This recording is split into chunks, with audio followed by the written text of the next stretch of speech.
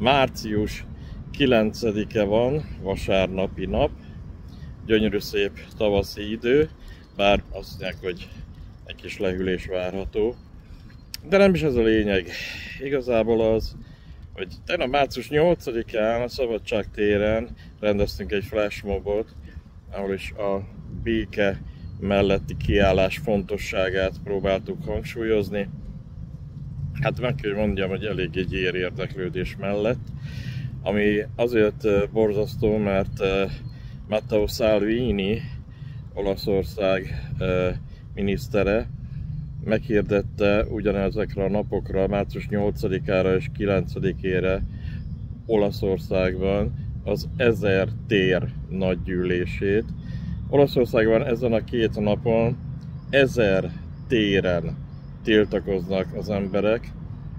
Salvini azt mondta, hogy ő nem szeretné, ha a fiait Macron atomernyője védené, ő azt nem tartja biztonságosnak, sem kívánatosnak. Ott ennyien tüntetnek, ennyien megértik, de nem is most erről szeretnék beszélni, igazából egy sokkal, de sokkal fontosabb dologról.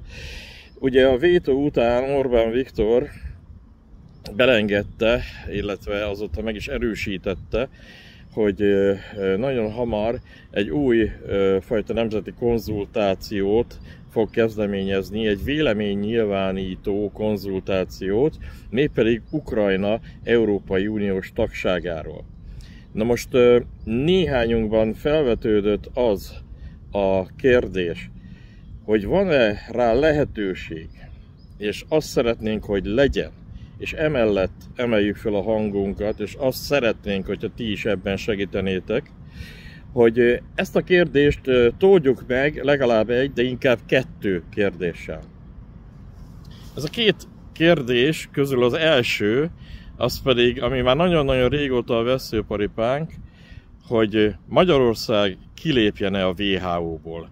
Ugye sokan hivatkoztak arra, amikor ilyen kezdeményezések benyújtásra kerültek, hogy hát a magyar emberek ezt nem tudják eldönteni, az egyszerű laikusok erre képtelenek. Kérem szépen, ha Ukrajna NATO csatlakozását, nyilván majd későbbiekben azt szeretnék, de ha Ukrajna Európai Uniós csatlakozását el tudják dönteni, hogy támogatják-e vagy nem, akkor szerintem a WHO-ból való kilépést is el tudják dönteni.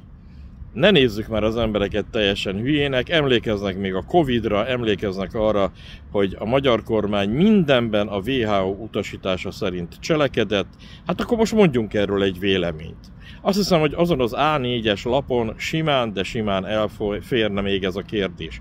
Sőt, mi több, még egy kérdés elférhetne rajta, mert hogyha a magyar emberek képesek egy másik ország, egy teljesen felkészületlen, háborúban álló ország Európai Uniós tagságáról dönteni, akkor én úgy gondolom, hogy arra a kérdésre is tudnának felelni, hogy a jelenlegi felállásában, a jelenlegi működési rendszerében fenntartható-e ez az Európai Unió, és hogy a tagjai maradjunk-e ennek a szervezetnek. Van-e ennek az egésznek még így értelme?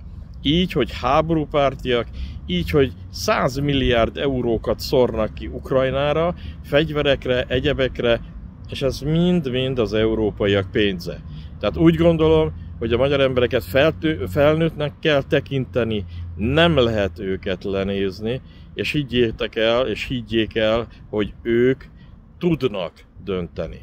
Ezzel a 2 kérdéssel, ha kibővítjük ezt a nemzeti konzultációt, vagy véleménynyilvánító konzultációt, akkor én úgy gondolom, hogy ezt bőséggel meg lehet tenni, és ráadásul nem igazán kerülne plusz pénzbe, hiszen csak plusz 2 kérdés szerepel azon a lapon, amin egyelőre csak egy kérdés szerepel. Ez nem kerülne plusz pénzbe az állampolgároknak. Már maga a nemzeti, illetve ez a véleménynyilvánító dolog persze természetesen plusz pénzbe kerül, hiszen a kormánynak nincs pénze, úgyhogy nyilván a költségvetés fizeti majd ezt is, de akkor már legyen egy picivel nagyobb a tét. Emeljük a tétet. emeljük a tétet a kormány felé, emeljük a tétet az ellenzék felé.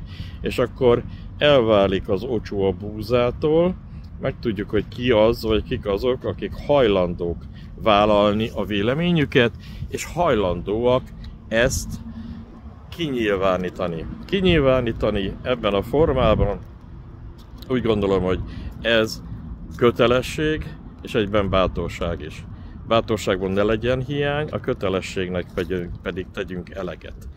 Ezt a felhívást a héten, illetve a jövő héten, mert ugye most vasárnap van, március 15-én tartandó szabadságtéri nagygyűlésen, ahol eleve azért történik ez a nagygyűlés és tüntetés, hogy a magyar társadalom, illetve Magyarország lépjen ki a WHO-ból, ugye ez március 15-én reggel 9 órakor kezdődik a szabadságtéren, ahová mindenkit nagyon sok szeretettel várunk. Ott ezt a témát én is, és remélem, hogy mások is elő fogják vezetni. Kérni fogjuk a Mi Hazánk mozgalmat, mint az egyik olyan politikai pártot, amely a parlamentben ül, és esetleg fölvállalhatná ezt egy javaslat vagy egy interpelláció formájában, hiszen ők ott ülnek a parlamentben, ezt megtehetnék, úgyhogy nagyon-nagyon szeretnénk, hogy a későbbiekben valamilyen úton, módon ezt megtegyék. És ugye ne felejtsük el a következőket. Hogyha ezt megteszik, akkor, és nem az számít, hogy kitalálta ki, vagy kiadta be, vagy bármi ilyesmi, mert ez lényegtelen. Ha ezt megteszik, erre a kormánynak reagálnia kell, főleg, hogyha interpelláció vagy javaslat formájában nyújtják be. Ha elutasítja a kormány, az is sokat mondó, ha meg beleveszi egy megszerkesztett, megfogalmazott kérdés, vagy mind a két kérdést erre a véleménynyilvánító konzultációra, az pedig kifejezett nyereség. Én úgy gondolom, hogy a magyar nép eléggé felnőtt ahhoz, ne nézzük magunkat le, a magyar nép eléggé felnőtt ahhoz, hogy döntsön. A magyar kormány vállalja fel ennek a döntésnek aztán a hatásait, illetve a Mi Hazánk mozgalom, vagy más parlamenti párt, mert én nem zárok itt ki senkit, hiszen ez nem pártokról szól, tehát ezt felejtsük el. Az, hogy az oltásokat belenyomják-e a gyerekeitekbe, vagy nem, azért az mindenkit érdekel, párt semleges, a pártoktól totál független dolog, mindenkit érint. Ezt nem lehet így megfogalmazni, hogy mert én Tiszás vagyok, te meg Fideszes, ő meg DK-s, hát lófaszt. Ez mindenkit érint, emberek. Tessék gondolkodni. Az, hogy az Európai Unió pedig a szemünk láttára próbál majd megsarcolni minket Ukrajna érdekében, azt se hagyjuk. Nem szabad hagyni. Úgyhogy én úgy gondolom, hogy március 15-én azok, akik ott lesznek ezen a tüntetésen, azok felé valamilyen aláírás kezdeményezés is fogunk tenni, hogy utána átmenjünk a Mi Hazánk nagygyűlésére, mert ennek a szabadságtéri rendezvénynek addigra vége lesz, át lehet vinni, és hogyha tudunk aláírásokat gyűjteni ezügyben, már úgy tudjuk ezt átadni a képviselőknek, hogy egy civil kezdeményezés, amely megkéri őket egyelőre, hogy képviseljék ezt az ügyet. Lehet, hogy ezt más pártoknak is át kellene adni. A lényeg az benne, hogy egyelőre erre gondoltunk, javaslatokat, hozzászólásokat várok, természetesen, vagy várunk. Minden építő gondolatot. Azt szeretnénk kérni, hogy minél többen legyetek ott március 15-én, minél többen támogassátok majd ezt a gondolatot, ezt a kezdeményezést, mert ez a kezdeményezés, ez pártfüggetlen, ez senkinek a kárára nem lehet. Ez a magyar emberek érdekét szolgálja, rá tudjuk kényszeríteni a kormányt, hogy ezt belevegye, ha sikerül, és hogyha mellénk állnak olyan parlamenti erők, akik valódi befolyással rendelkeznek. Tehát március 15-e szabadságtér reggel 9 órától, kérjük, akik támogatni fogják ezt külön írásban majd ott, remélhetőleg ott tudják ezt mindenféleképpen megtenni, legyünk ott minél többen. Kérem, hogy osszátok ezt a kis videót minél több felé, hogy minél több csoportban, minél több ember hozzáférhessen, meghallgathassa és elgondolkodhasson ezen az egész dolgon.